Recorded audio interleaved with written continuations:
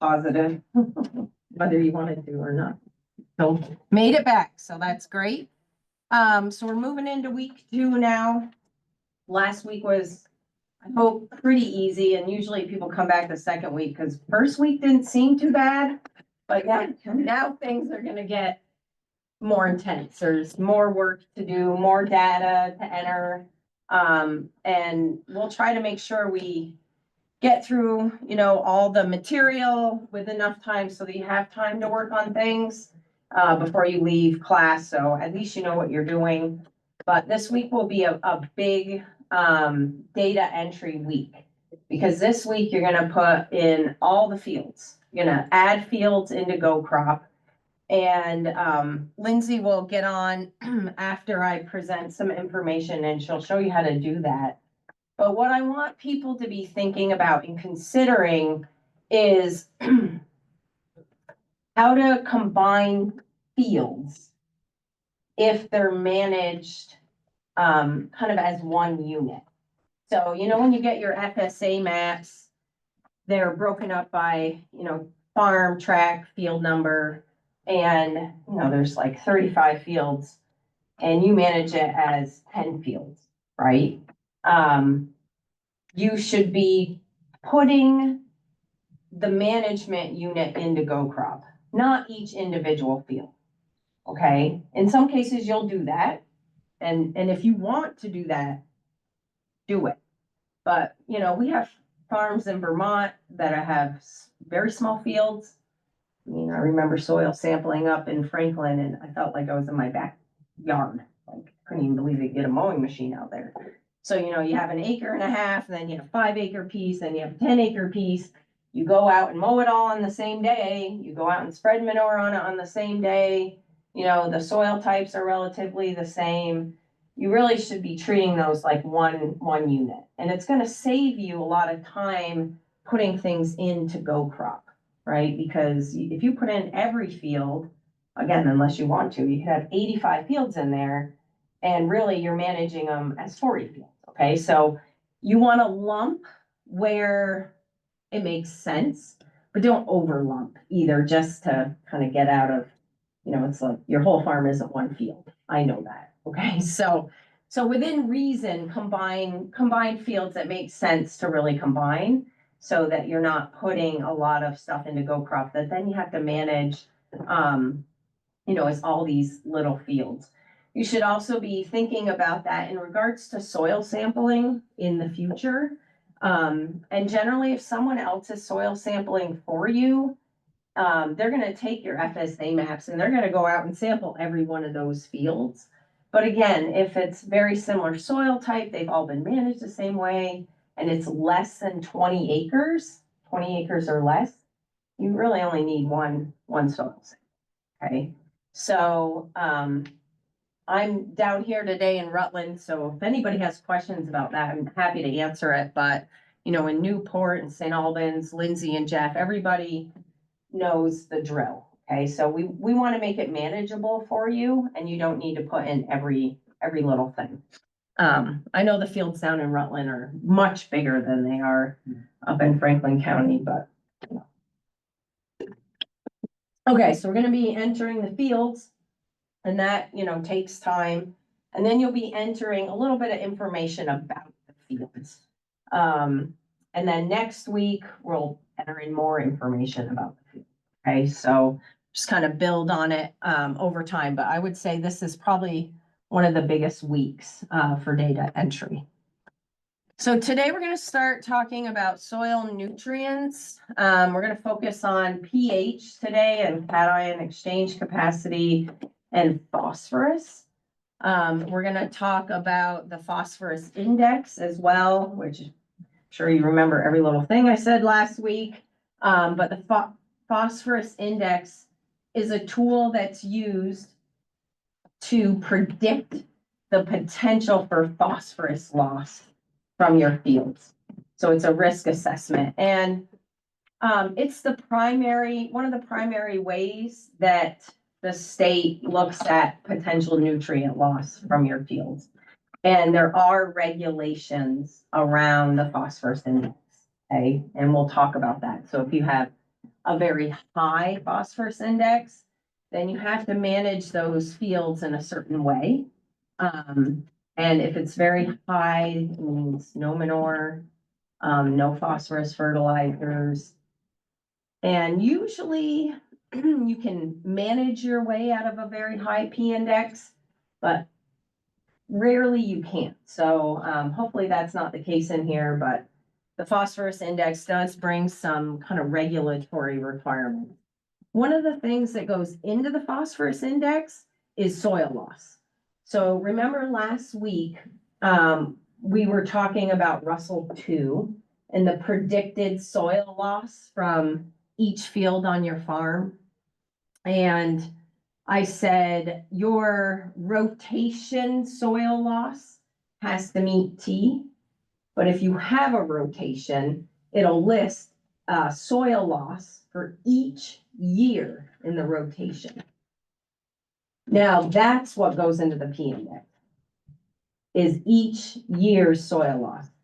If you're all grass, you don't really need to worry about much of it because usually soil loss is really low.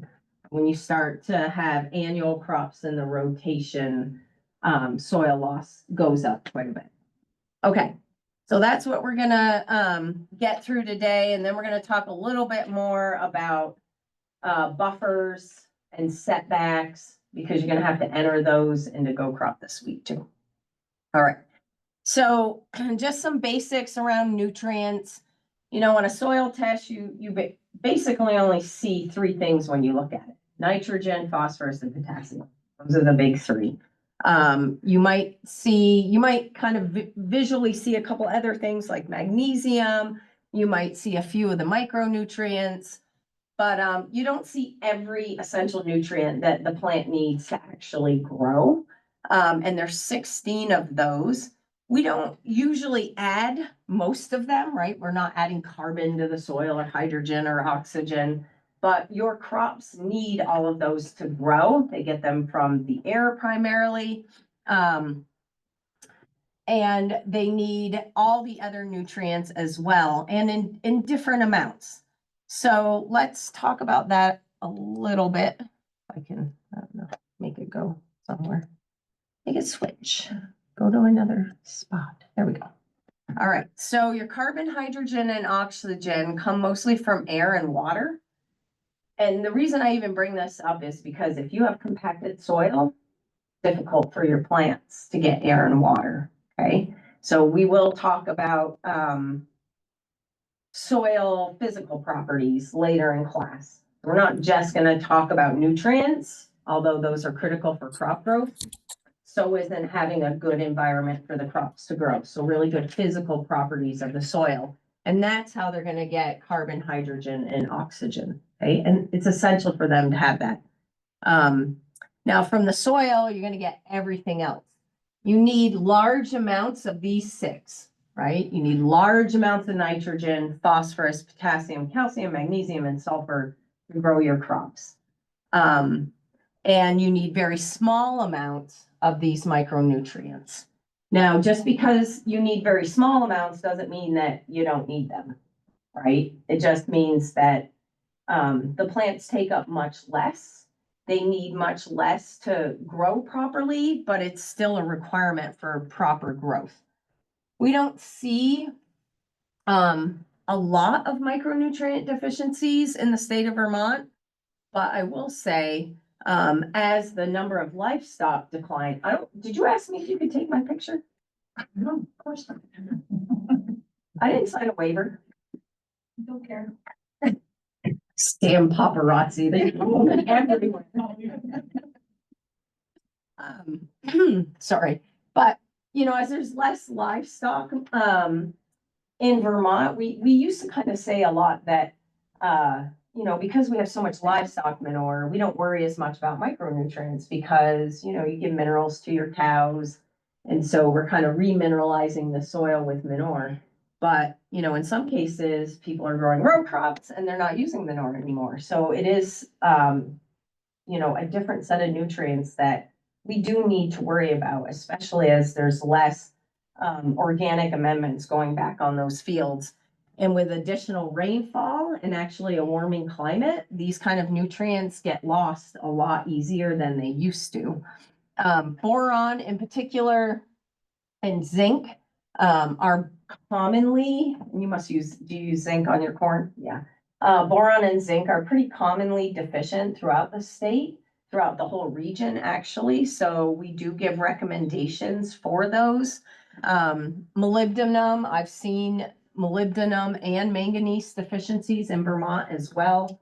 So if you have very, very light textured soils with low organic matter input in a high rainfall area, you probably should be using a micronutrient pack with your fertilizer. Are you seeing those deficiencies in plant tissue or in soil tests?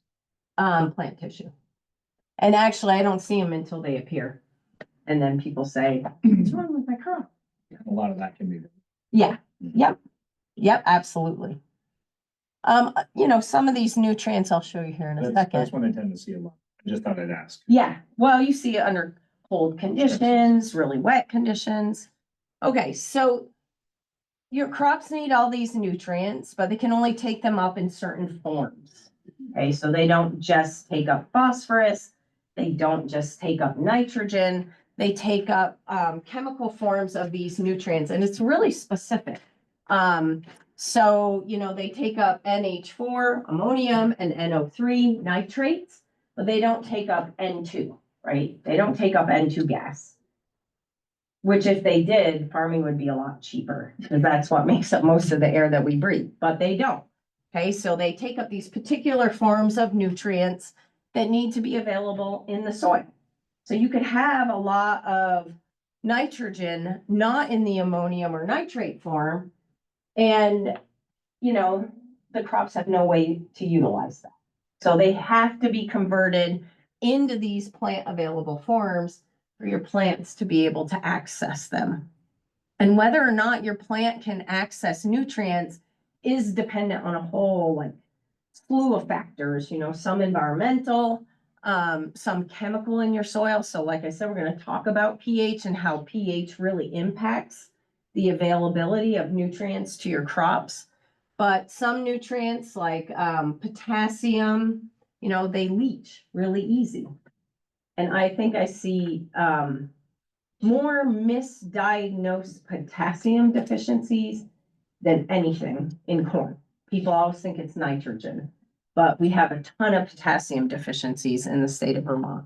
And again, as we get more rainfall, more heavy precipitation during the crop growing season, we get more nutrient loss. And as the winter's warm, we get more nutrient loss. So our nutrient needs are actually probably going to start to go up if they haven't already, because of the way the climate is changing. All right. No, just do that. All right, so let's talk about the cation exchange capacity, and just maybe go back up here quick. So you can see how these available forms have pluses and minuses after them, right? Here's a -2, a plus, -2, -2 plus, etc. So the cation exchange capacity is the ability for your soil to hold on to positively charged nutrients. Okay, so clay has a negative charge. So what's attracted to a negative charge? Magnet, remember, second grade?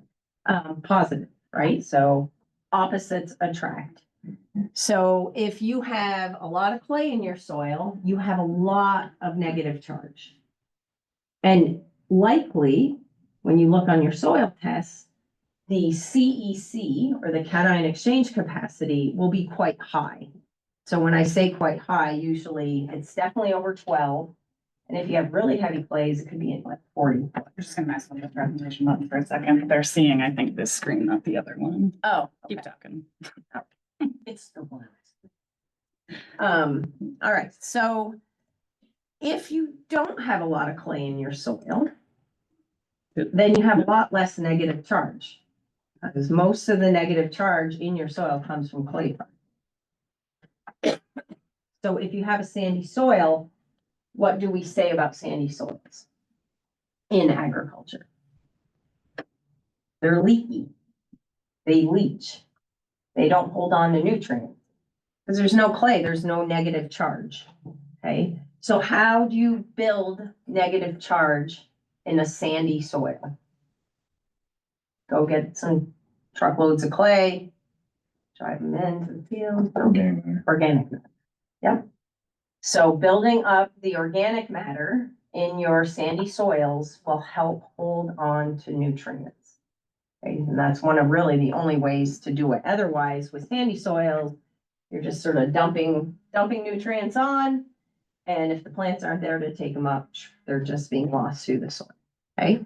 So the cation exchange capacity, again, is the ability for your soil to hold on to positively charged nutrients. Okay, and I just said this in a light textured soil, the majority of the CEC comes from soil organic matter. So if you're on a sandy soil and you have an organic matter level of 2%, usually you're feeling pretty good about that. If you're in a clay soil, you should have an organic matter of 4%. It should be 5. It should be 6 even. Okay, so soil type really matters as far as its ability to hold on to nutrients, and also to really hold on to organic matter as well. All right, so here's just another picture showing a cation exchange capacity of 25. So you can see all the negative charges, and here's the different nutrients, right? You can see the plus signs that are held on by those binding sites. And then you can see a lower cation exchange capacity to the right with low clay content and a lot less negative charges. So there's a lot less ability for the soil to hold on to nutrients.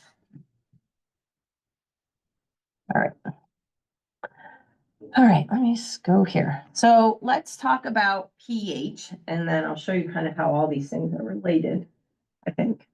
Maybe I'll do that next week, I can't remember. All right, so soil pH impacts the available nutrients in your soil.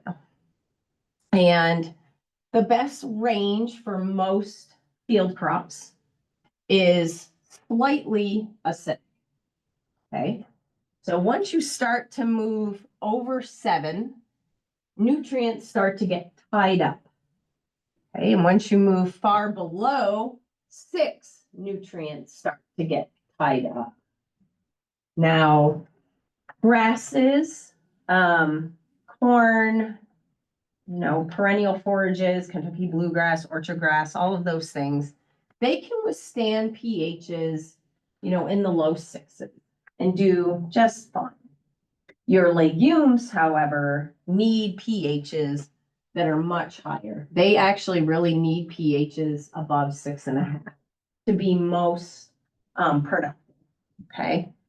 But again, the crops are going to do the best if the pH is really slightly acidic. Oop. All right. So if you have very acid soils, these are kind of the ailments that you might see on the farm. And probably some of the primary ones that I have seen here are sort of tie up of nitrogen, not really tie up, just reduced transformations. And then you start to see different toxicities in the plants as well. And then same thing when you have very alkaline soils, you have issues that you'll start to see in the plants. We don't usually have soils that are too alkaline in Vermont, unless you've been adding poultry manure for a long time, or your potato farmer. Potato farmers have this thing about controlling diseases by raising the pH. Okay, so let's talk about nitrogen first. So most plants prefer nitrates. They actually don't like ammonium. They'll utilize it, but they prefer the nitrate form of nitrogen. The reason they don't really like ammonium is because it's expensive to break down. kind of like in a cow, right? If you're feeding cows and you have a lot of non-protein nitrogen, they have to take a lot of energy to break that down in their bodies, and it's very wasteful. And it's the same thing in a plant. So they prefer to take up nitrates. To have the bacteria that actually transform organic nitrogen into the nitrate form, you need to have the pH around 6.5, right? For nitrification to happen. So if you want the most kind of nitrogen efficient system, that is another reason to keep the pH up around 6.5, because the bacteria that make those conversions function best at those slightly acidic pHs. Okay, so if you have a very low pH, your nitrogen system is very inefficient. It's not for a farm. It's very inefficient. It's not converting nitrogen as quickly as it should. Okay.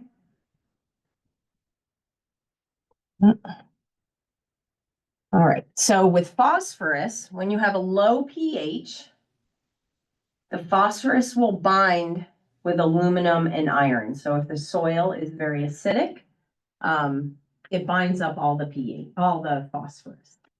And this can be a good thing if you have phosphorus issue, but generally it's considered a detriment to the crops. And this is actually a problem that we have in our state because we have very high aluminum soils in many parts of Vermont and New England.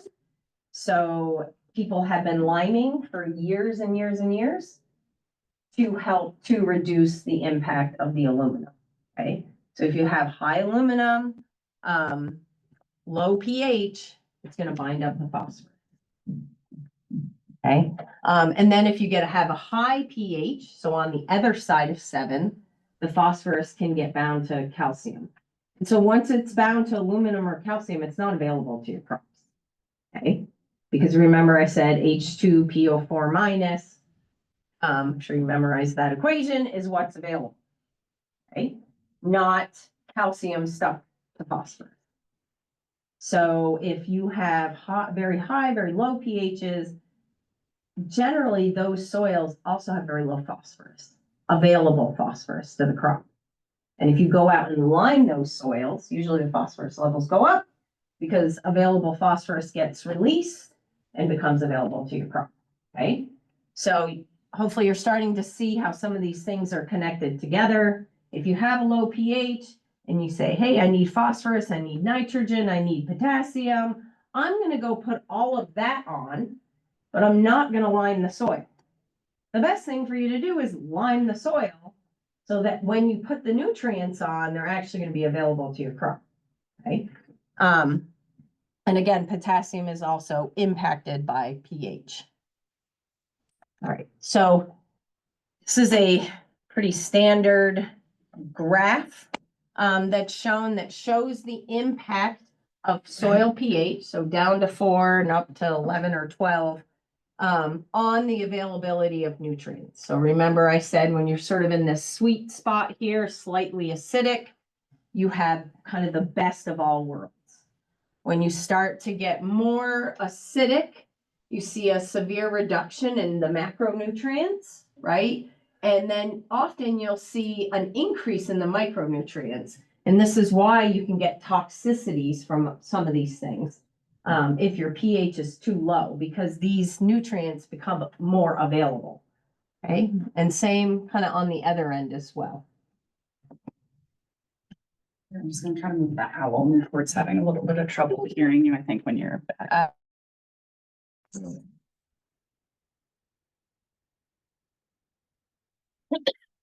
Sorry, Newport. All right. Okay, so depending on your soil pH and the availability of either calcium, aluminum, iron in the soil, right? If you're adding, it just hoo-hooed at me. Turn on. I don't know. How do you do that? Can you guys hear us? I heard it was much better in Newport already with you moving it to the front of you. Okay. It just hoo-hooed us, so we didn't know if it, Well, you touched it when it was sleeping. oh. They are nocturnal, you know. All right, so again, if you, and actually this is, you know, a good point to make too. When you add, if you're growing corn, let's say, it's pretty standard to use starter phosphorus with your corn, right? And you want to put it, you know, not right on the seed usually, but pretty close to it. And part of the reason for that is that the closer you have the phosphorus to the plant root, the better chance it has at actually taking that up. Because once you put that phosphorus in the soil, depending on your soil type and pH, that phosphorus gets bound up super quickly. And you can see within days, that phosphorus can get bound to the soil particles very, very quickly. Okay. So that's why it's important to have that phosphorus as starter right near the seed if you're growing corn. I know this doesn't seem to make sense, but phosphorus doesn't actually move in the soil. And so you might be saying, well, then why is it such a problem in the lake, right? But phosphorus, once you put it, wherever you put it, it usually doesn't move too far from there. Okay, unless you have soil erosion and it's bound to soil. So phosphorus isn't really known to leach, which is why it accumulates in the soil and why we have these issues with phosphorus loading, right? Because we're putting a lot of potassium on our fields too when we put on manure. If you look at your manure test, you know, you'll see there's 8 pounds of phosphorus and 20 pounds of potassium. So we're adding a lot of potassium too, but the potassium leaches. Phosphorus does not move, and it gets bound to the soil elements, and then it's there for a really long time. So that's why we have to manage it differently, because it will accumulate over time in the soil. And although the crops utilize a lot of it, they don't usually utilize as much as we're applying with the manure. Okay.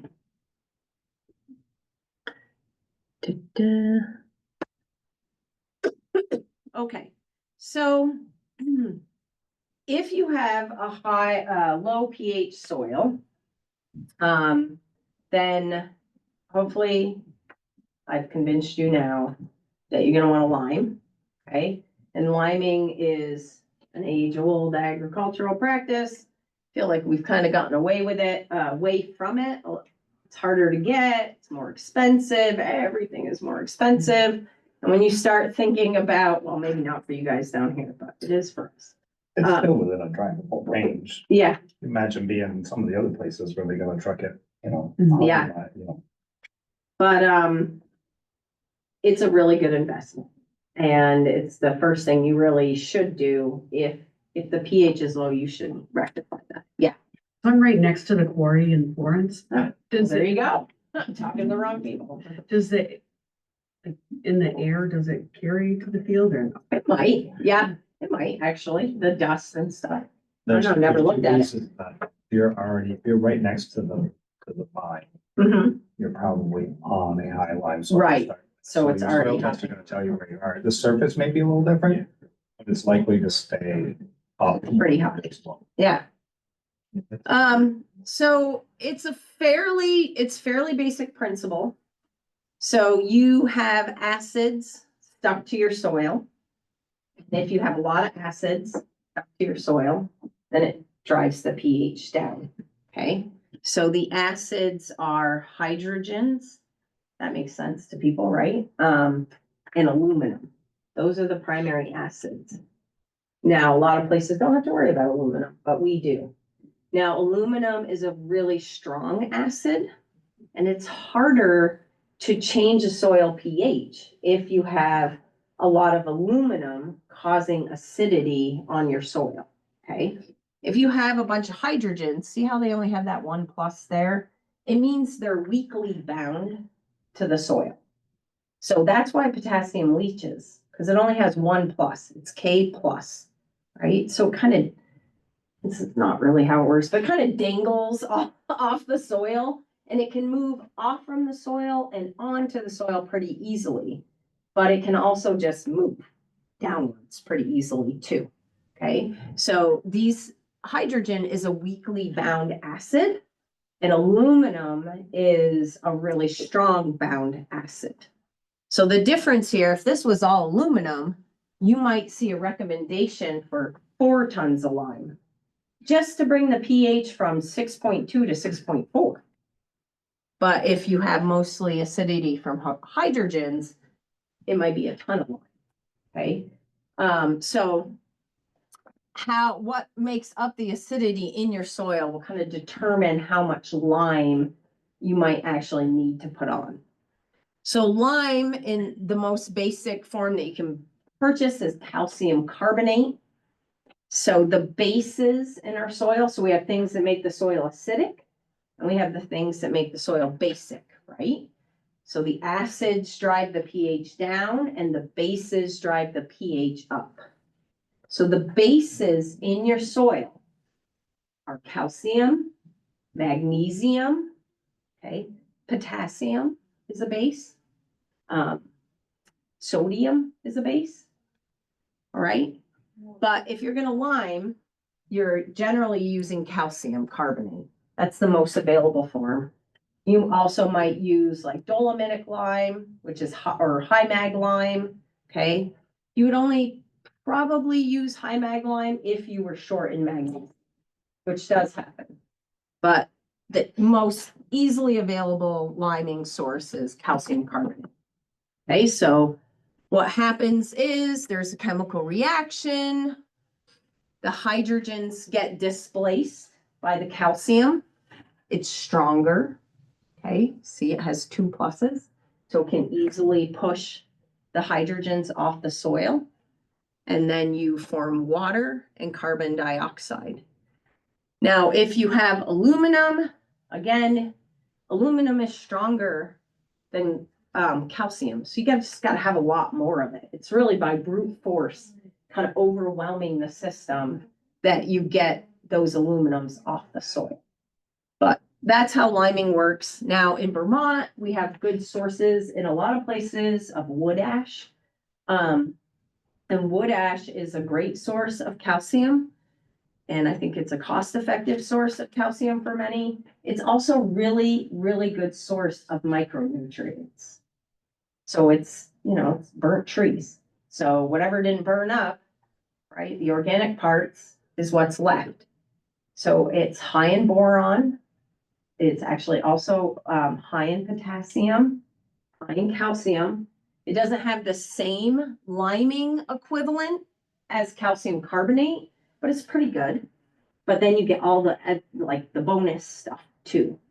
And so I hear from a lot of people, oh, I put that on my hayfield and wow, the clover was growing like crazy after that. Because the clover needs a high pH. The clover needs a lot of potassium, and the clover also needs a lot of boron, as well as manganese. And that's what you just gave it in wood ash. So that's why you see those hay fields and the clover in it respond to that wood ash so much.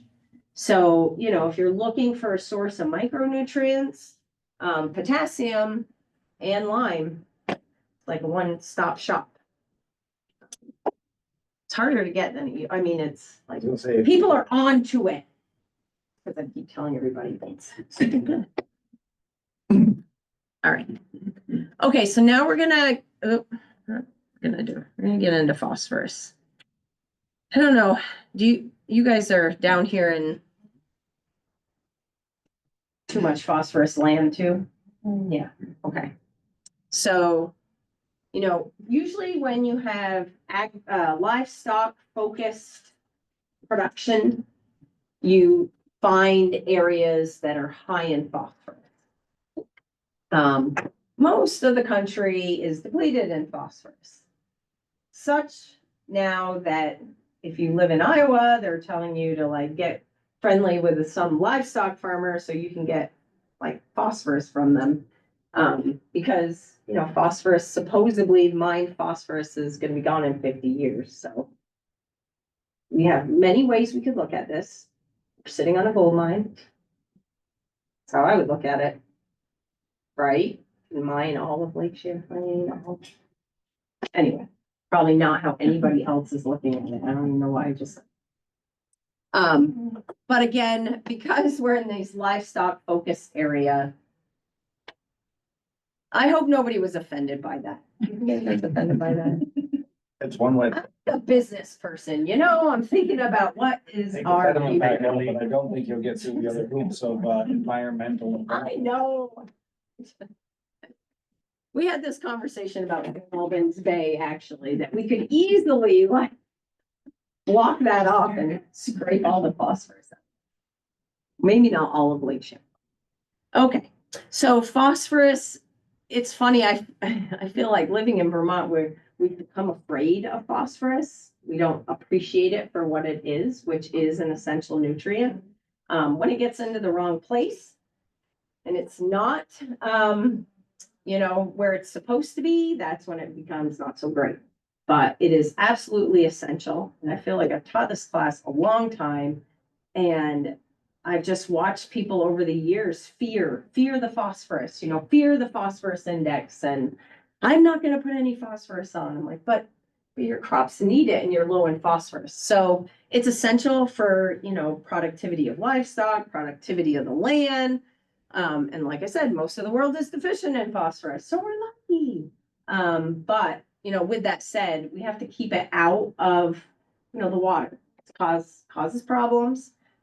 We know that now, right? And we're trying our best to keep nutrients and soil out of the water, and that's part of why you have to sit in this podcast, to learn about that. Okay. The dilemma. You know, I have to say the first time I ever gave this presentation, I'm like the whole in an extension, was in the Pulteney Meadowy with Marley Roop when she still worked for Extension. I remember that. Anyway, so we've been working on this for a while. So overall, the amount of phosphorus in the soil is really low in most fields comparative to the other nutrients. Now, if you get into like the field behind the barn kind of situation, usually the field behind the barn always has high phosphorus. The field behind the barn where the barn doesn't even exist anymore, and it's only a memory to like your grandfather that said there used to be a barn there, is still high in phosphorus. So remember what I said about it doesn't move. So once it gets really, really high, it's really high or really hard to reduce those levels. And what you measure on a soil test is only what is available. It doesn't measure. Okay. So, okay. And like I said before, a lot of that, in most situations, a lot of that phosphorus is unavailable to the plant. It gets bound up by the nutrients in the plant. And only a small amount of it is available. And, you know, in some of the soils in Vermont, up in the Northeast Kingdom in particular, this is a real, like a huge issue. The aluminum levels are so high in some of those fields that there's hardly any phosphorus, and you put it on and it goes away. And so there's, what's a potato grower that used to be up there, you know? Yep. Yeah, well, if you go to those fields, they're really high in phosphorus because they would just pile and pile and pile that phosphorus on those fields because potato growers try to keep the pH low to suppress bacteria. Remember I said bacteria do not like low pHs. Some of those bacteria are good. So they would keep the pHs low to suppress bacteria so their potatoes would be healthier, but then they would have to put on piles. You know, you hear people putting on 500 pounds of phosphorus so the potatoes would get enough phosphorus. Okay. So as I already said, you know, you put the phosphorus on, it gets fixed very rapidly. So then it's not available to the crop. And so because of that, we have historically put on way more than we needed. So just that example, the potato growers, like it gets bound up so fast that you're putting on 2 to 4 times the amount that the crop needs just to have enough. And then if you're not applying it timely or in the right place, that situation's even worse, okay? So doing this over year after year after year after year, decade, 100 years, 200 years, however long we've been hanging out here, the levels go up because, what did I say? Phosphorus doesn't leave. So even though it may not look available on your soil test, most of it's still hanging out there, right? It's just about getting it available, which has a lot to do with pH.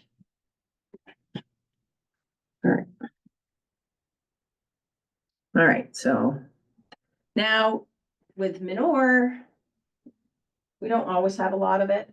People don't have enough of it, but oftentimes, you're applying near the barn, it's easy, it's close, it might be the driest spot.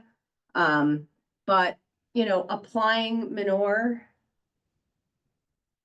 not to what the crop needs from a phosphorus perspective means that you're applying too much phosphorus. And I'll show you that in a second.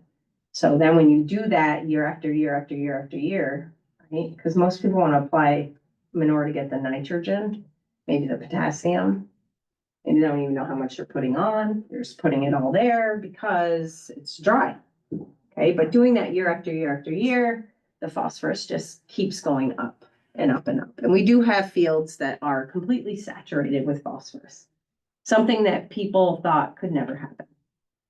And now it's happening. So we're trying to manage it. And now we do see phosphorus leaching, even though we didn't think we ever could. I would say it's pretty rare though. Okay. So just an example here.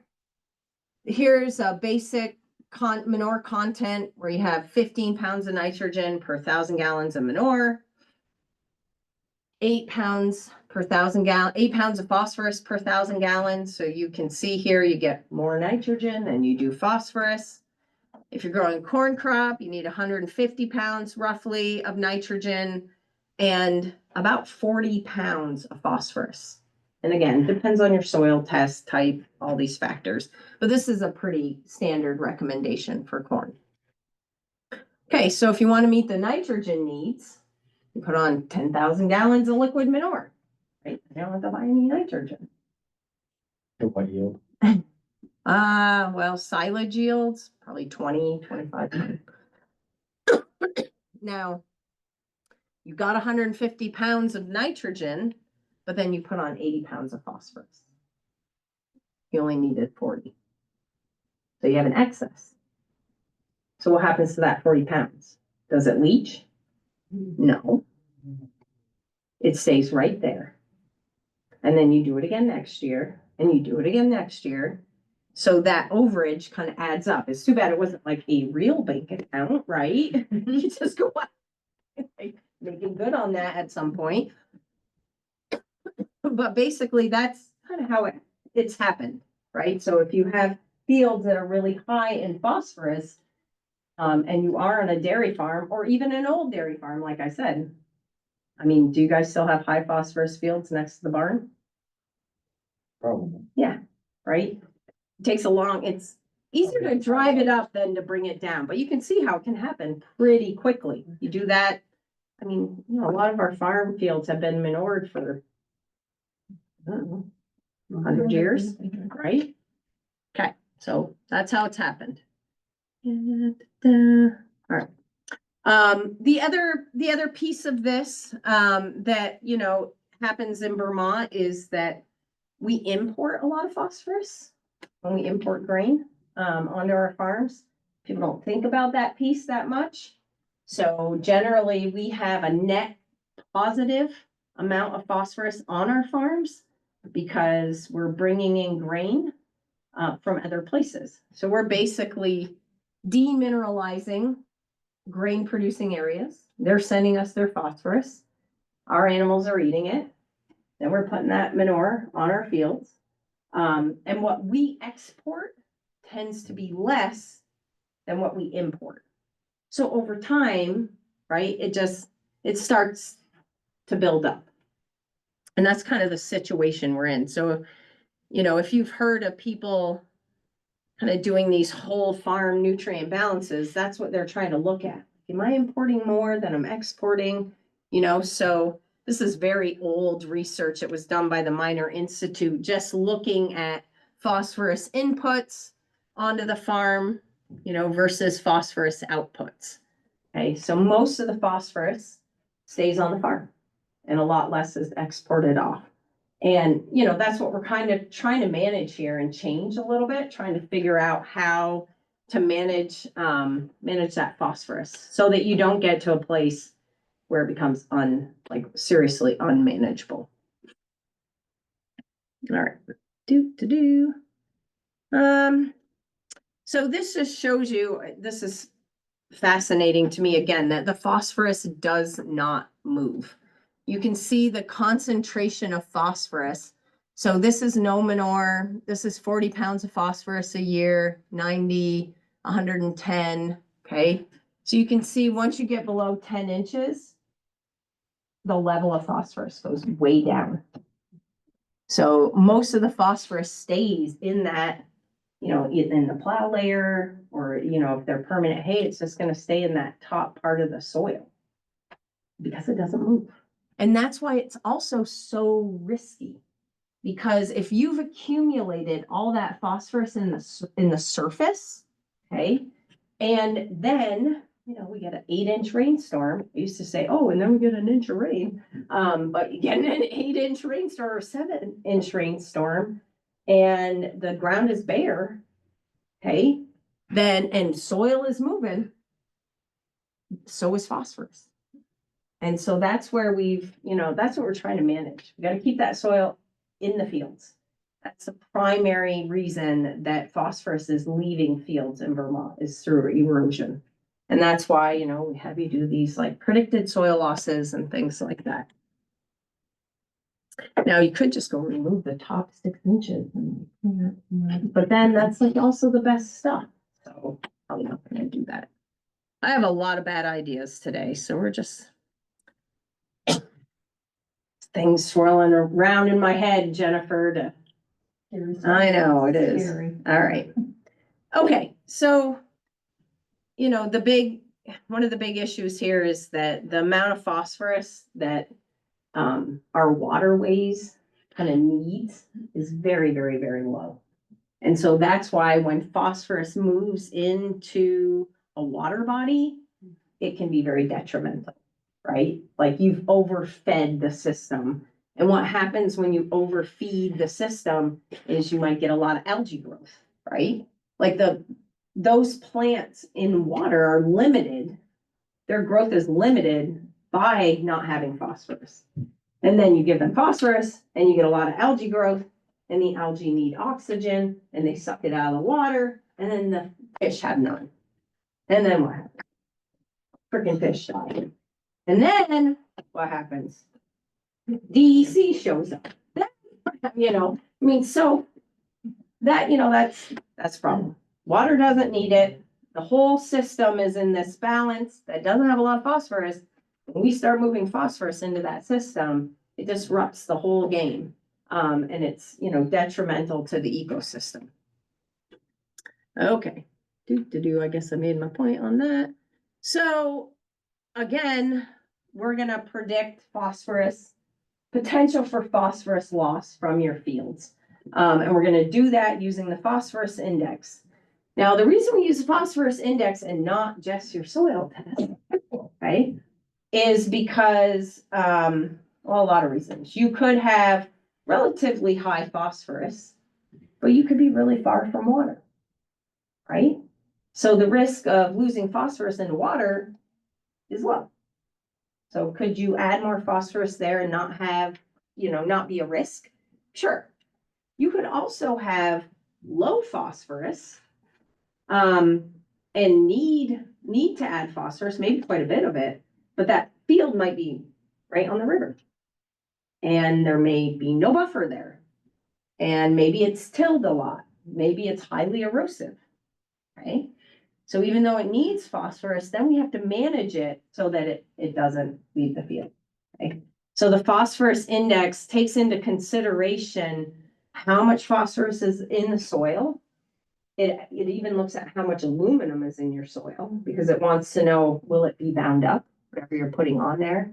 Looks at the slope of the field, proximity to water, soil loss, what you're growing, and then how much manure and fertilizer you're putting on and when. Okay, and if you incorporate it. So goCrop will do all of that for you. Okay, it runs this whole program in the back. You give it all the information, and then it will tell you what your risk for phosphorus loss is if you get all the information in there. And if you don't, it will yell at you. Okay, one last thing here we'll cover. There's a lot of little things here. Okay, so the phosphorus index will predict phosphorus loss. Actually, now it predicts it from three places. So it will predict potential sediment bound phosphorus loss, which basically means how much erosion you have coming off your field. So if you have soil moving off of your field, there's phosphorus stuck to it. Okay. If you have high phosphorus soil tests, right, you have bare soils, all these things, then the potential for phosphorus leaving the soil bound to phosphorus leaving the field bound to soil is really high. All right. How would you stop erosion?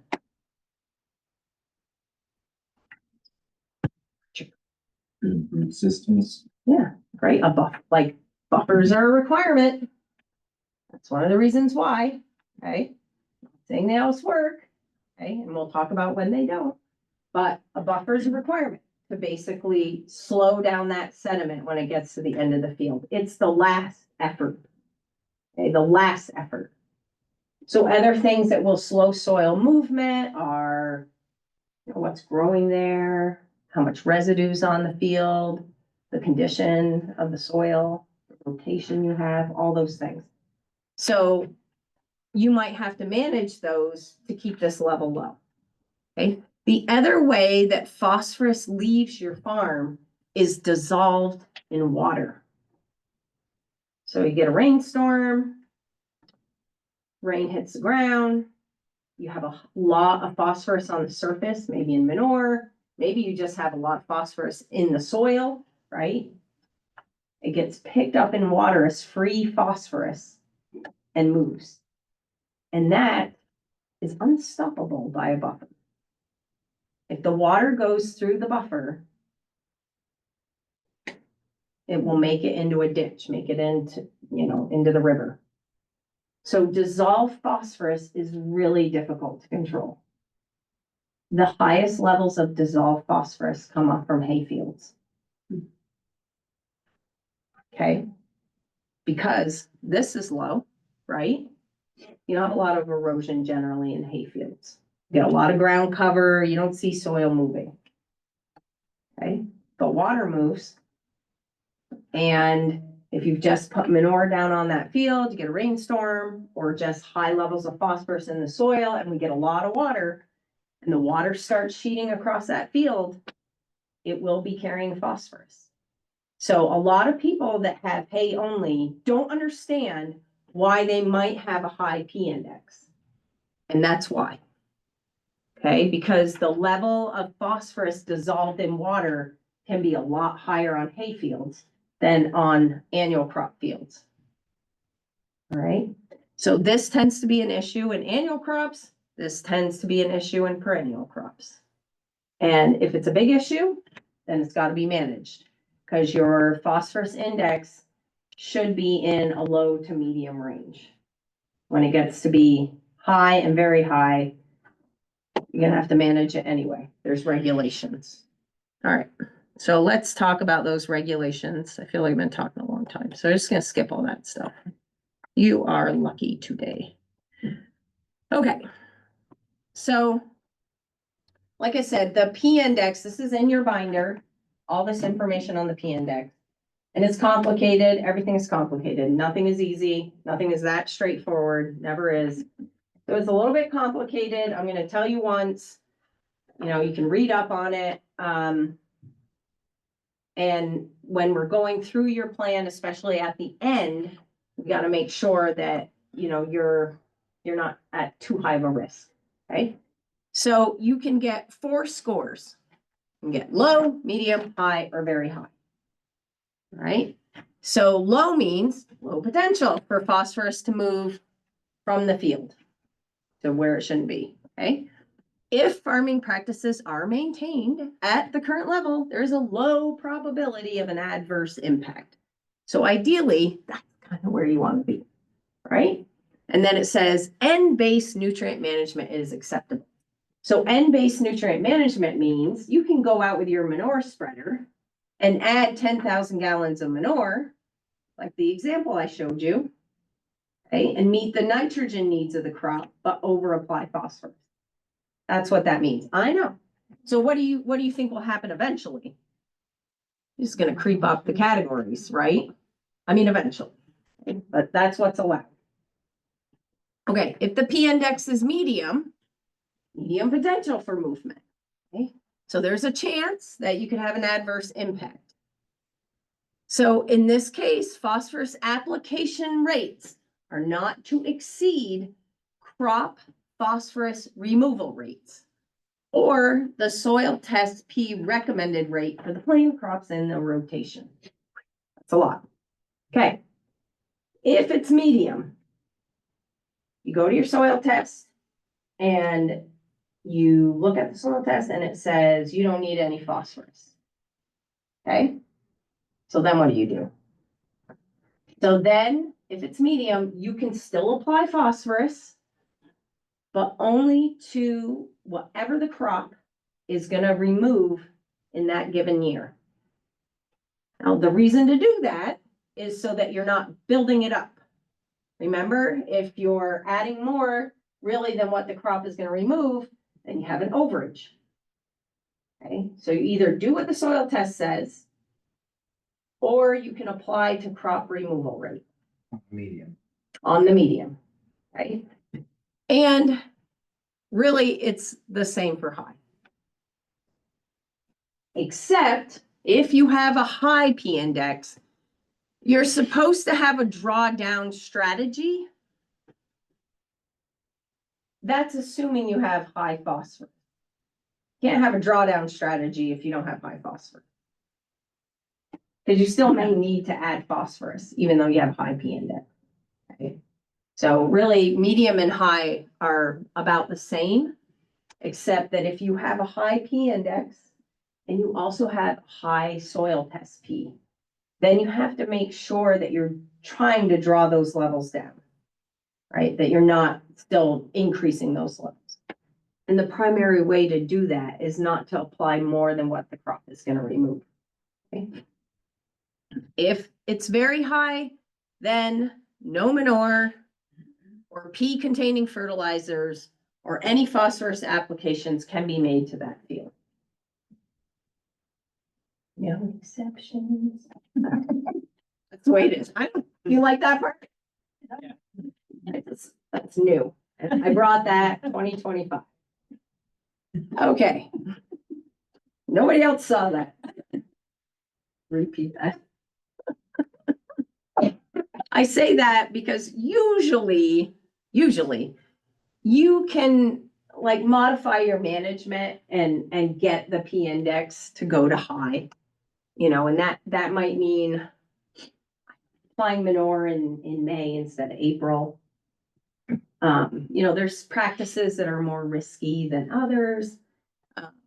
May mean don't apply manure in October. It could mean grow cover crop, something like that. So that is the P index. Is it 3 o'clock? Oh, that's 30. Okay. Makes me laugh because I'm like 18 years I've been using the same slides, same talk, and Yeah, I'm pretty excited about that.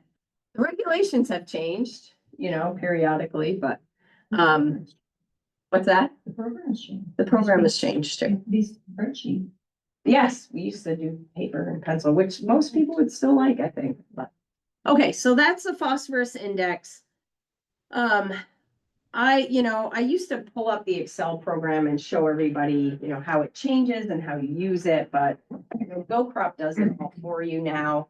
And, you know, I think based on what I've told you, you can see the things that are gonna change, you know, phosphorus movement, right? And what you can manage. Everybody is required to have 25-foot buffers along water. So, you know, that helps. The further you are from a stream, that helps. You know, those kind of things help when you're calculating phosphorus index. One of the biggest drivers is soil type. You can't change that. But, you know, when you apply manure, how much you apply, you know, those things can be modified, you know, within reason. So. All right. I'm just gonna show you crop removal because I know that can be. What are you talking about? All right, so here's an example of a soil test. We'll go through this next week. But you can see right here, the soil test level is 3.9 parts per million. What does that mean? It means you're not too high. Okay, you're sort of in the medium range, almost optimum. If you were way up here and higher excessive, usually once you get over 20 parts per million, start to see some issues and goCrop. Oh, geez. Wait a minute. So Yeah. difference in soil tests. Everybody's gonna see a difference in soil tests. Oh, you have dairy one. You have an optimum range. Yeah. There's no optimum range on a different soil test. There also was no optimum range in what you just described as low, medium, and high. So if it's in the optimum range, well, you got numbers based on this. I was just picking on you. You'd have the optimum, where's the optimum range on your Does he slide? know that he can get kicked out? Jennifer didn't What else tell do I you. have? Oh, here this week. Come on. There's always one. There's always one in the- Well, I knew it would be him. I was like, oh, I'm just kidding.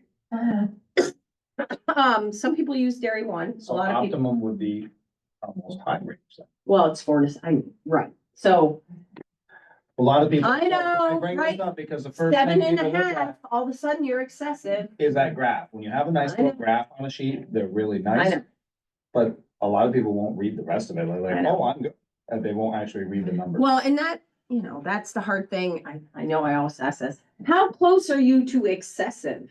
You know, how excessive are you or how high are you? Because that does, you know, it makes the difference. If you're 7.1, well, all of a sudden you're in the excessive or you're in the high range. Right. Right? Once you hit 20, you're in the excessive range. Anyway, but yes, point taken. We'll have the argument on the other end of my world, which will be is if 20 is too much, well, we're 19.9, we're all set. Yeah, right, You exactly. Don't even have to think about it. So that's just my point. of it. Well, there used to be back in the old days, if you had 20 parts per million, then you were required to do the practices regardless of if your pH was, or your P index was low or not.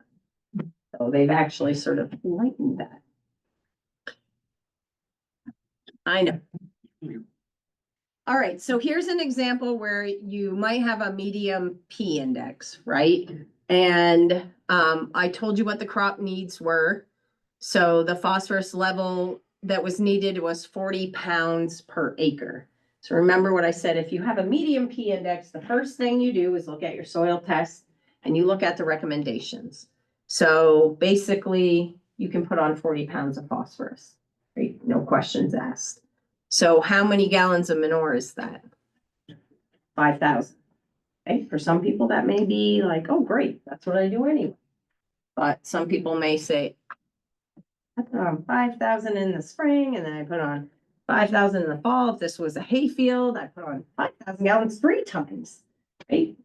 So, and I've got to, because it's the only field that's spread on whatever. There's all kinds of reasons and valid. I'm not saying you're making it up, but right away you can put on 5,000 gallons and you're meeting the requirement.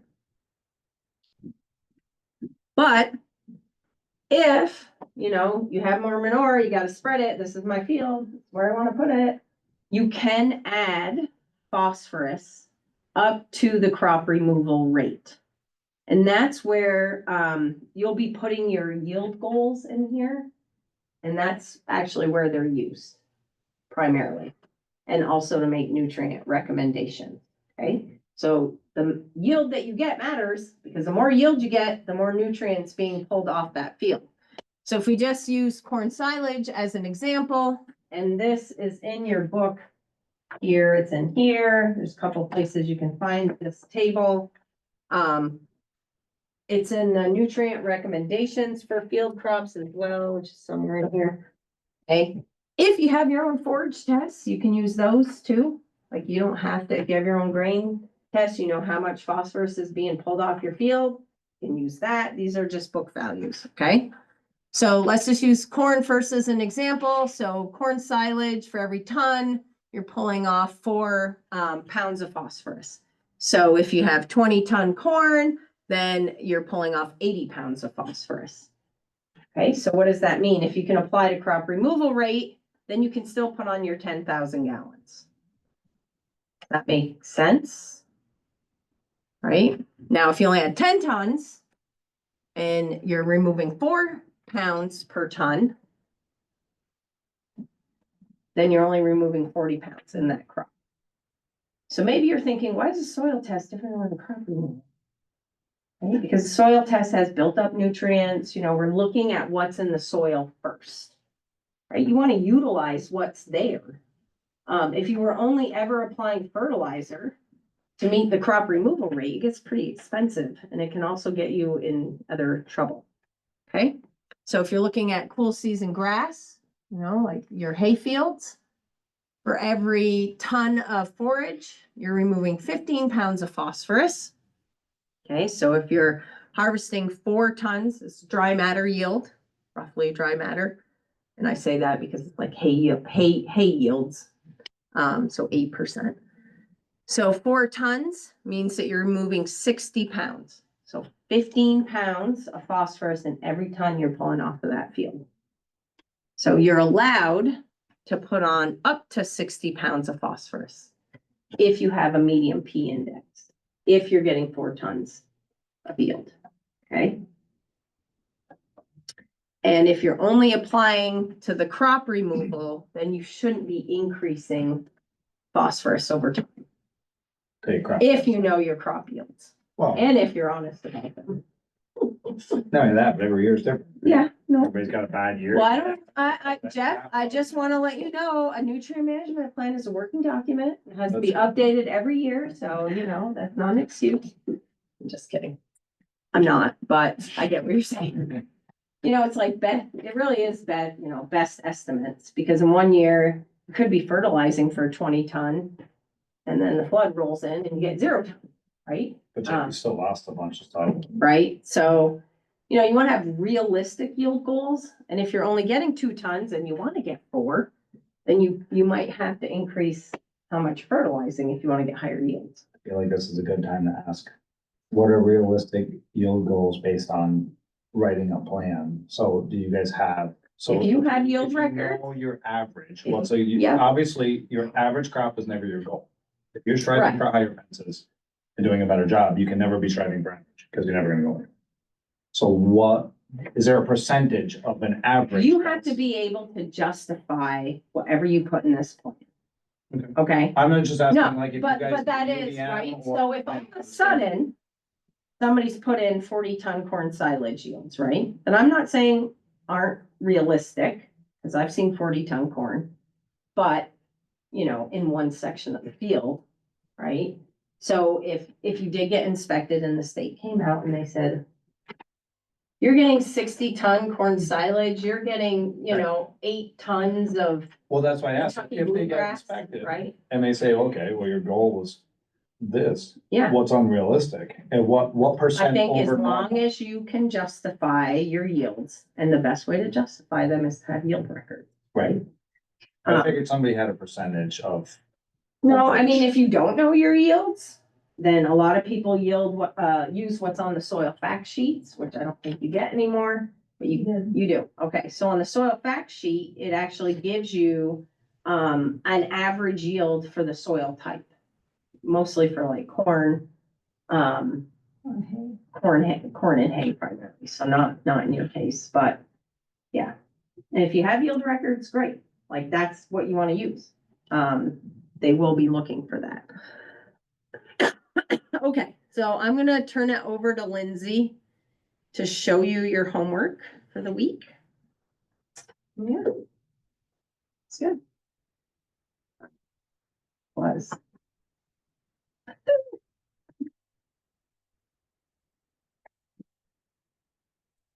Thank you. Oh, yourself.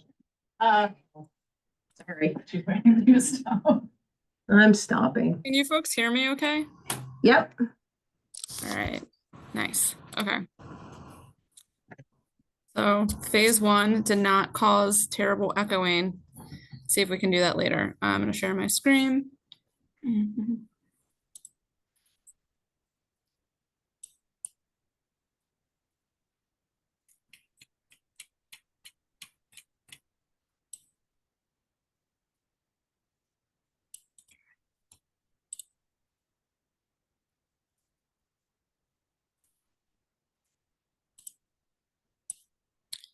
All right, so folks can see my screen. Okay, I don't know why I'm asking. There's also a TV here, so I can see, you guys can see my screen. That's excellent. So just to reorient us here, you're gonna log into goCrop, or you're gonna go to www.gocrop.com. You're gonna sign in. Last week you might have signed up, but this week we're gonna sign in. I have my login saved, so it's just pushing me right back there. And then just to reorient ourselves to the layout here, we have our farm here. We can go back to classic version 3. We're not doing that this week. We're in the all farms tab, and then our account information is displayed down here. But we're gonna continue with our planning process. We click that, our farm, we're gonna click our 2025 plan. And again, just to reorient ourselves, now we have these 3 other side tabs here: planning, records, and farm assets. We're gonna stick in planning this week, so we're gonna keep cruising through there. And we have our plan checklist. Most likely, if you're coming in here from last week and you haven't done any other work besides your narratives info, you won't have this check mark here, but we were playing around with it today, so we added some fields. We can scroll down and look at what else we have going on in our plan, on our dashboard. And I'm going to click edit plan, but we could just click field details, but I want to show us where we're at here. And it does automatically put me in my field list information. So again, we've got our side menu here of the steps that we can take. And we're going to go through some. I like to think of goCrop as a game, so I'm thinking about these about different levels. And we're going to skip our nutrient sources, nutrient analysis, and equipment this week. We'll come back to that next week or the following week. So we're going to skip to our level here of fields.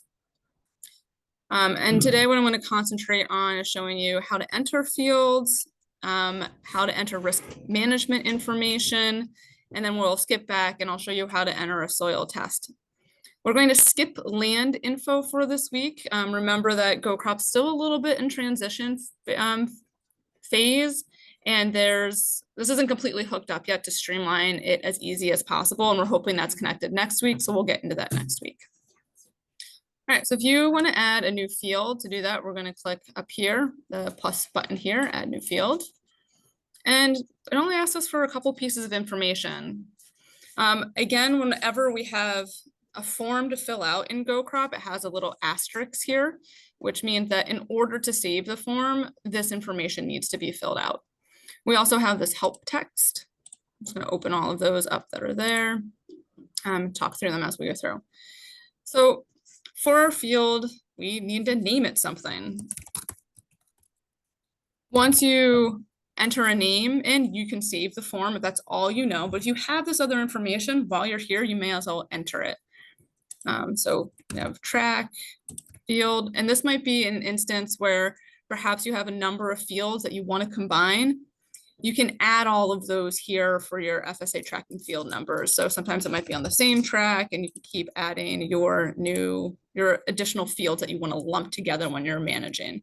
And if you're wondering if lumping your fields together in management makes sense, please talk to one of the support staff in the room, or if there's somebody else that you're working with not in the room, you can reach out to them too. If you enter something and goCrop says, wait a minute, you haven't filled out all the information like I just did here. I filled out my field without entering my track information, goCrop will let you know. And you can keep adding as many as makes sense. But in order for goCrop to keep account of track and field numbers associated with a particular field, you have to enter both the track and the field numbers.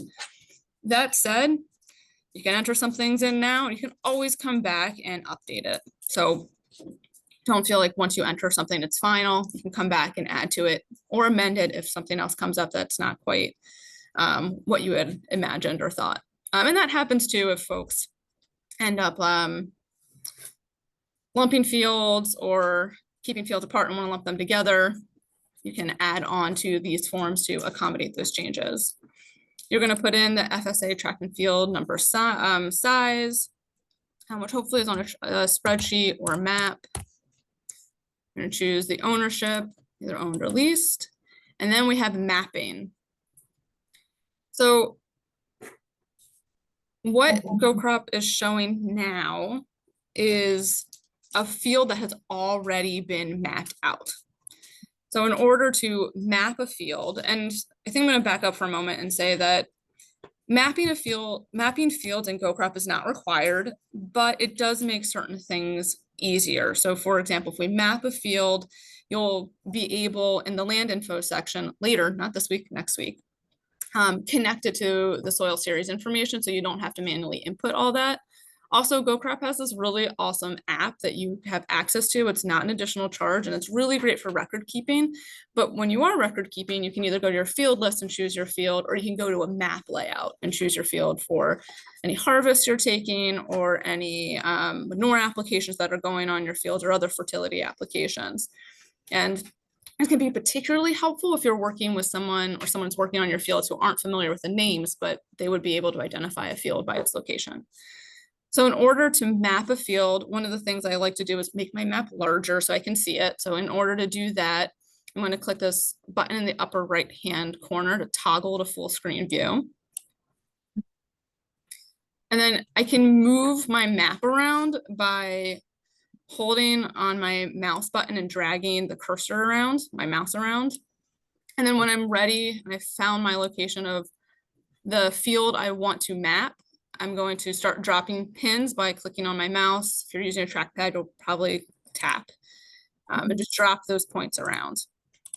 So sometimes you might be like, yep, that's what I want. That looks good. And like, wait a minute, actually, I do want this small section in here included in my fields. Is there a question from the Rutland class? No. Okay, sorry, thank you. I just heard a little whisper and I thought I'd check in. So if you want to amend this, again, you can go and make it full screen with the toggle to full screen view. You can also drag the points to make it larger. For this purposes, I'm going to leave it in this size. But you can just drag the points around to get to where you want your outline to look like. And you can play around with this for some amount of time to get it to where exactly you want it. It's up to you and how much time you want to spend on that. It does help to have it fairly accurate so that goCrop can calculate the dominant soil type for that region, but goCrop does not calculate acreage based off of your mapping situation. So whatever field you're on will display that field that you've mapped out in red, and any other fields that are mapped out in your operation will be displayed in orange. If for some reason this is not where you wanted to map your field and you actually meant to put it somewhere else, you can just trash this and then find the actual place that you want to put it and remap out your field where you'd like it. Oops.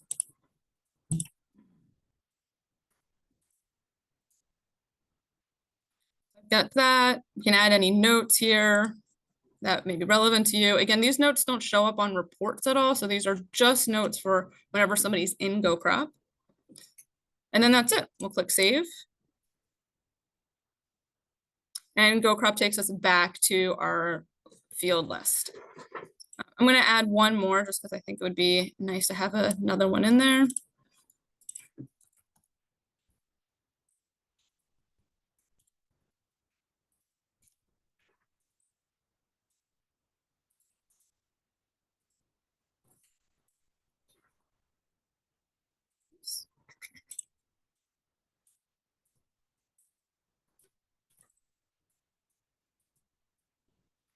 So even though I've had this like extra squiggle here, that's not going to mess with my field too much. If you don't like how that looks and this is your plan, feel free to redraw it. But for the purposes of this demonstration, I'm just going to go on to our next section, which is skipping down here to risk management.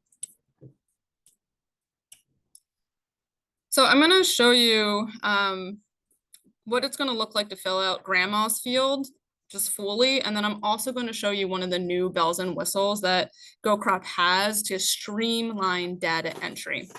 When we come to a new section for the first time, we often get this help text that'll tell us the same things that we saw before in previous tabs if we've already been there. This might be our first time seeing that there are ways to filter the information we're looking for, that we're able to skip this step completely and go on to the next one if we're not ready to do it. And then again, that there's this way to edit information for multiple fields at once, and I'll show you how to do that today.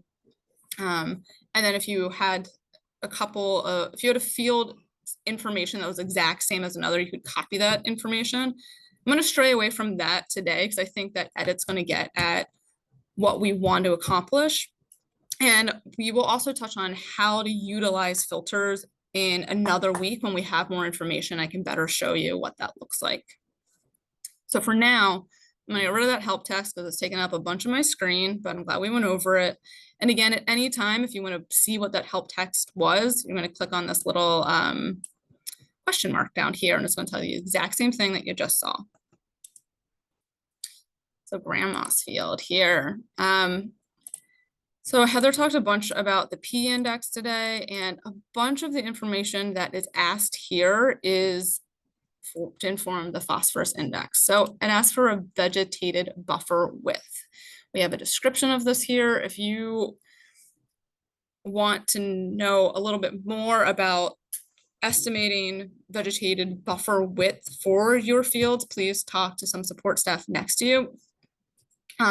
But at a minimum, to meet regulations, your vegetated buffer width must be 25 feet. And then if you are, in addition to that 25 feet of vegetated buffer width from your field edge to your surface water, have a manure spreading setback, you would put that here. Again, a manure spreading setback is in addition to the vegetated buffer width. Most cases, this is 0. I think I work with a handful of farmers, and I think only once in developing a plan did someone say, yes, I actually do have a manure spread setback. I have a hay field, I have this vegetated buffer width.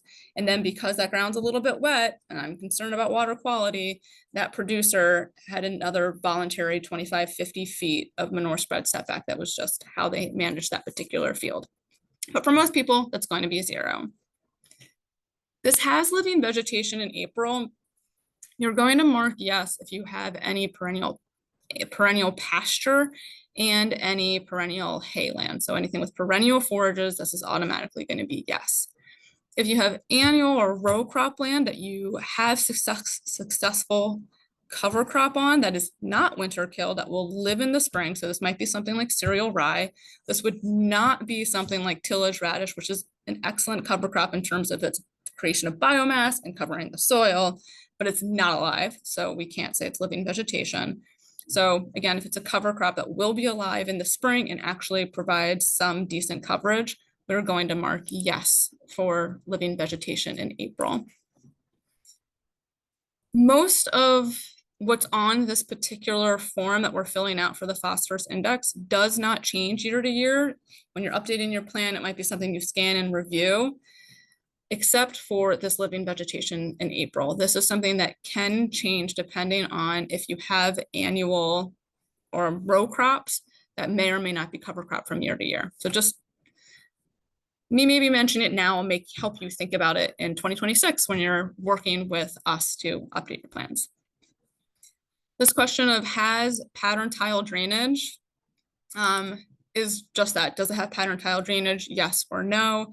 And by pattern tile, we mean, you know, if it's every 10, every 20, every 15, every 30 feet, not if you've got a couple of like wet spots or low spots that you're draining and they're just orphaned or random. That's not what we're talking about here. We are talking about pattern tile drainage. So again, we got pattern every 10, 15, 20, 30 feet. You're going to click yes. If you have a couple random lines or orphan lines, you're going to say no. And if you have no tile drainage, also no.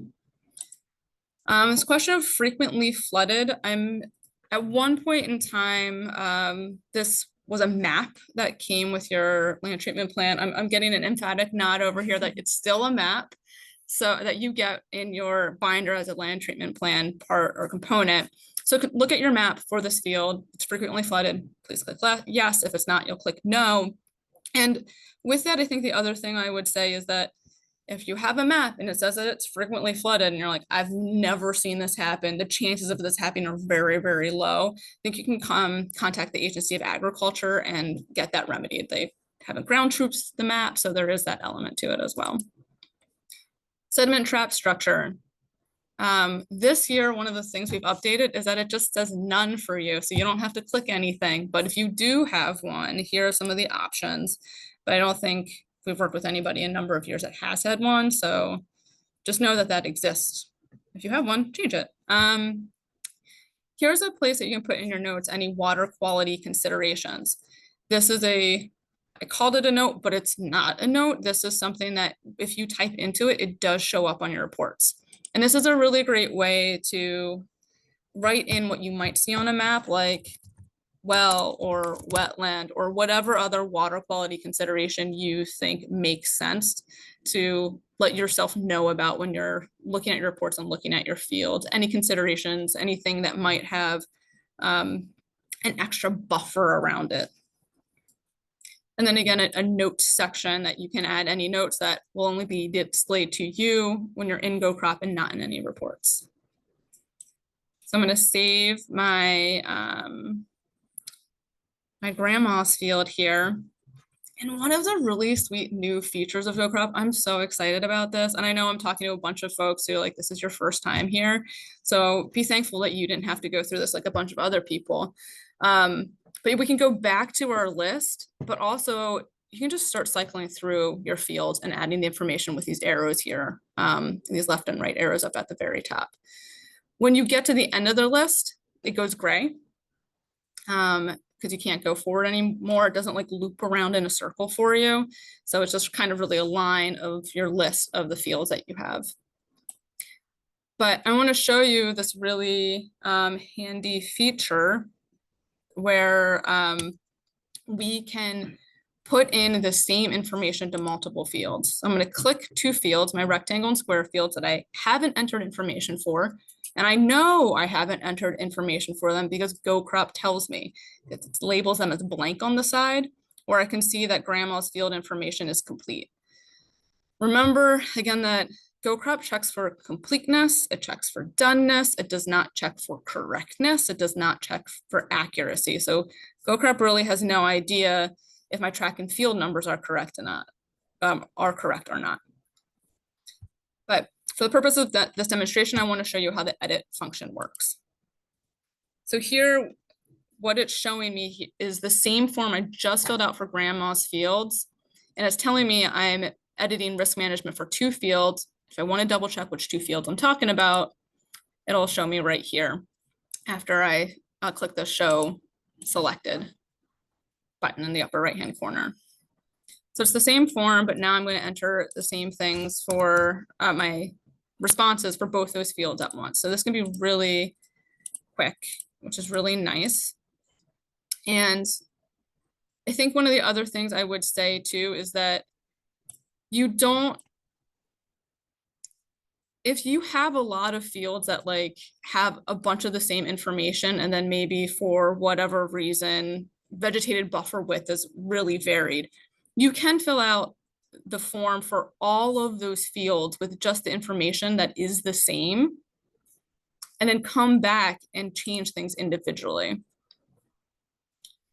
One other thing, if you do use the edit function, is that,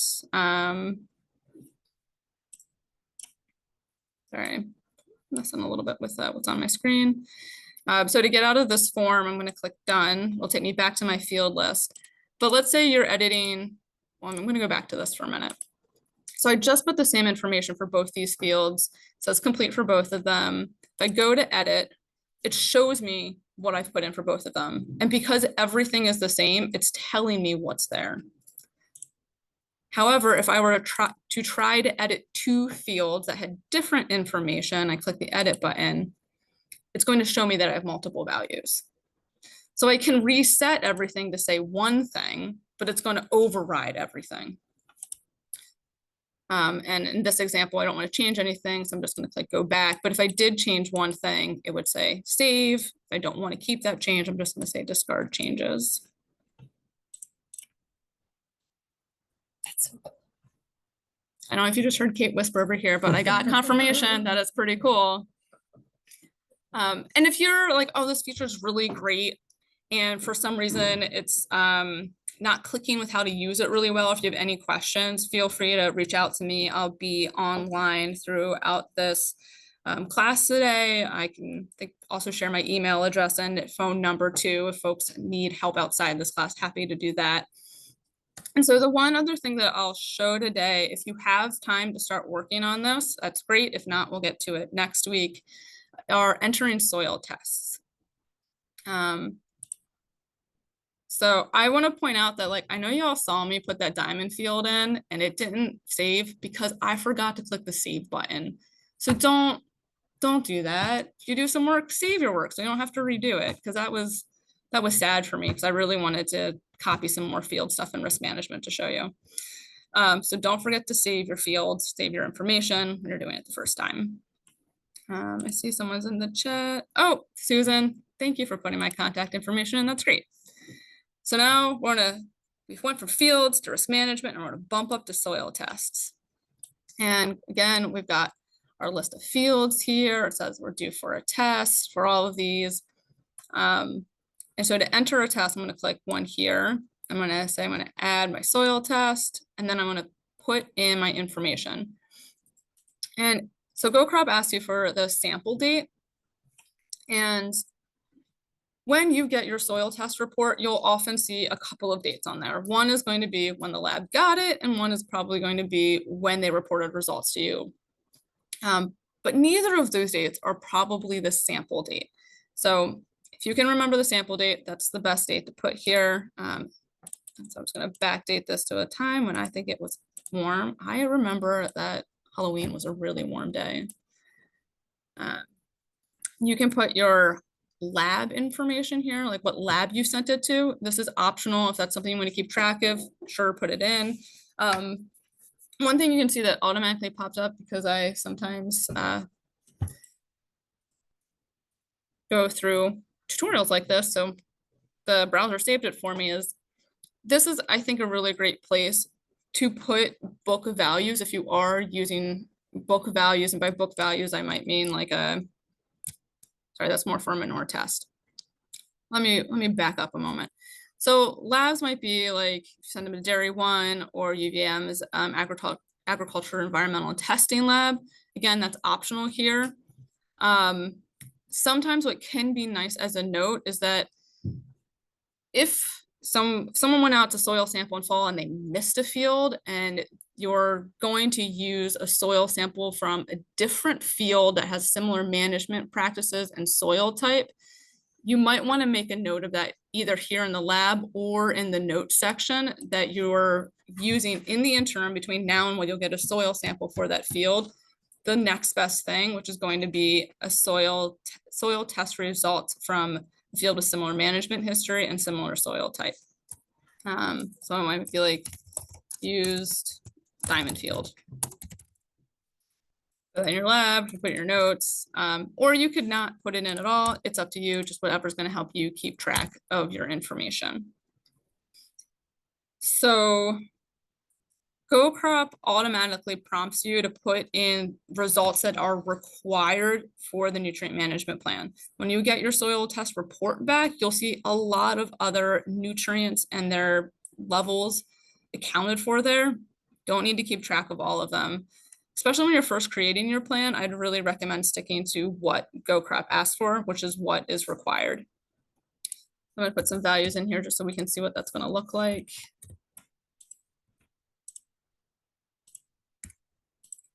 I would also recommend that goCrop is asking you for them in the ways that goCrop's used to using backend calculations for, and also the unit. So please don't mess with that stuff. If you did want to add another nutrient, you can do that by adding another and choosing something from the drop-down menu. Don't forget to choose your unit as well when you add another nutrient. That's going to be kind of I think a rare use case, but just wanted to let you know that's there. When you're done with that, we'll save. This process is really similar for when we're entering manure analyses, so it's used a lot of different places. That said, there's also an import function for soil tests. I'm not going to go through the process of how to do that, but it really streamlines things a lot. I think there's a lot of folks who are sitting in the rooms with you now that can help you do that on an individual basis. And there are it's a little bit of nuance with that, especially if you have a larger field that has 2 soil tests associated with it. They'll need to be averaged out so that goCrop knows what the most average nutrient levels are for that field. And there might be some other questions if you are going to kind of use the same soil test for 2 different fields. There's another way to change the CSV file to accommodate that for that import. But again, there's a lot of support staff that are working with you that know how to navigate this. So please reach out to them if that's what you're interested in doing either this week or next week. And for the support staff who are listening, which I hope it's everybody, but to import soil tests, you will have to go back to Classic to do that, but it's the same method, the same process otherwise, but it's something that you can do in V3, but not in V4. But otherwise the capability is still there. I think that brings us through the homework of today, which is entering your field information, entering your risk management, if you have time, soil tests. And Susan's posted in the chat that there's going to be 5 breakout rooms. If anybody wants to join one to work on the NMP. Are there any questions? I'll be around. Yes, we got one in the room. So Mitchell and I, if we wanted to tag team and both be entering fields at the same time in his account, is that going to create any issues, or is that an allowable function? So I don't know if anybody else could hear that in the other locations, but the question is, can more than one person work in goCrop at the same time? And the answer is yes, you can do that, absolutely. For nitrate leaching index, what ranges correspond to low, medium, high? That's a good question. And I think that's on a map. That's, you don't know, or a spreadsheet? I think it might be spreadsheet now. Okay. That should, I don't remember what the ranges are off the top of my head. So that's a good question. Hi, it's May. I'm asking that question because on A&R it just gives like 10 to 20 or 20 to 50 or whatever, but I don't know what corresponds to low, medium, high, and I think goCrop just like has those indicators. That's why I'm asking. I'm gonna have to get back to you on that. I don't know if I do remember this being an issue last year, and I forget the answer to it, but I'll work on figuring that out in a couple minutes. And we can Okay. go from there. But I do remember this was a problem last year because I know on the land treatment plans, it gives you one and what GoCrop asks for is different. Okay, Yeah, Got but it. it's a really good question. I just don't remember off the top of my head. We'll post it in the chat though. sweet, thanks. Thank you. We want to keep the phone number and tracking number as the Are there any other questions? right. I'm just, yeah. Lindsay, I was just gonna add that if people wanna know more about buffers, distance to stream, manure spreading setbacks, there is a description in the digging in manual on page 54. It kind of goes into more detail around that topic. So you can always look at that if you need to. Okay, you're all set, Lindsay? Sure. Yeah, I feel good. Okay, all right. Thanks. All right, so we'll use the rest of the class to have lunch and do homework. And for breakout, so I'm gonna mute that.